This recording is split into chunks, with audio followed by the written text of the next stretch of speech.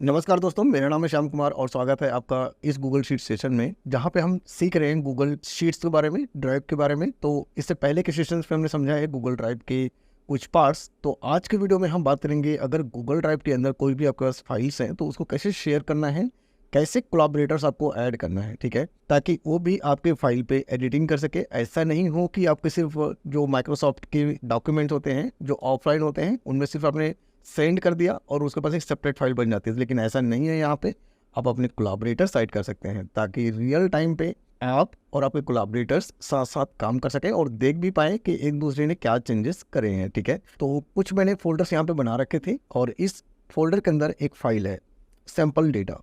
इस डेटा को, इस फाइल को मैं शेयर करना चाहता हूँ किसी और के साथ, ठीक है, ताकि वो भी रियल टाइम पे इसी में एडिट कर सकें। तो इसके लिए मुझे क्या करना होगा, एक तरीका है कि आप इसमें राइट क्लिक करें और शेयर में जाके शेयर में सेलेक्ट करें। शेयर को सेलेक्ट करने के बाद यहाँ पे ऐड पीपल एंड ग्रुप्स का ऑप्शन आ रहा है। यहाँ पे आपको ईमेल एड्रेस टाइप करना है। अगर आपने ऑलरेडी शेयर कर रखा है तो उसको इस तरीके से लिस्ट में दिखाई दे, ठीक है। नहीं है तो आप यहाँ पे सेलेक्ट कर सकते हैं। ईमेल टाइप करेंगे, इस तरीके से आपको दिखाई देगा स्क्रीन में एडिटर। ये है आपका एक्सेस टाइप कि किस एक्सेस के साथ इस फाइल को आप शेयर कर रहे हैं किसी और के साथ, ठीक है। तो 3 ऑप्शन है, व्यूअर, कमेंटर और एडिटर। व्यूअर का मतलब है रीड ओनली, कमेंटर का मतलब है कि वो सजेस्ट कर सकते हैं आपको किसी पॉइंट पे, लेकिन चेंजेस नहीं कर सकते। अगर आप चाहते हैं कि कंप्लीटली एडिट एक्सेस के साथ शेयर करें तो आपको सेलेक्ट करना है एडिटर और सेंड करना है। जैसे आप इसको सेंड करेंगे आपकी फाइल शेयर हो जाती है दूसरे के साथ और वो ओपन कर सकते हैं रियल टाइम पे इस फाइल को। तो चल कर देखते हैं, अगर आपने इस फाइल को किसी और के साथ शेयर किया तो उसके स्क्रीन पे किस तरीके की चीज़ें दिखाई देंगी, ठीक है। तो इसके लिए हमें चलना है दूसरे स्क्रीन पे।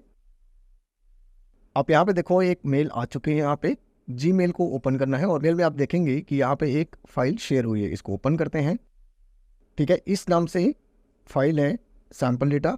ओपन करने का ऑप्शन है, इसको ओपन मैं कर सकता हूँ, जो कि मेरी एक दूसरी आईडी है, ठीक है।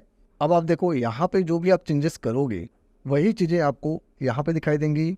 अगर आपने इस फाइल को ओपन कर रखा है अपनी दूसरी आईडी पे जहाँ से आपने शेयर किया है, अब देखो स्क्रीन पे मुझे यहाँ पे दिखाई दे रहा है कर्सर भी, कि रोहित ने इस जगह पे अपना कर्सर रखा हुआ है। तो इस तरीके से आप रियल टाइम पे कोलैबोरेट कर सकते हैं किसी एक फाइल के अंदर। अगर मैं यहाँ पे चेंज करता हूँ, सपोज करते हैं रोहित लिखता हूँ मैं, ठीक है, तो रोहित, क्या मुझे रोहित वाले जो आईडी है उसमें दिखाई देगा? बिल्कुल, यहाँ पे दिख रहा है मुझे कि यहाँ पे शीट ऑटोमेटिक ने कुछ लिखा है, ठीक है। तो इस तरीके से आप रियल टाइम पे एक दूसरे के साथ कोलैबोरेट कर सकते हैं, ठीक है।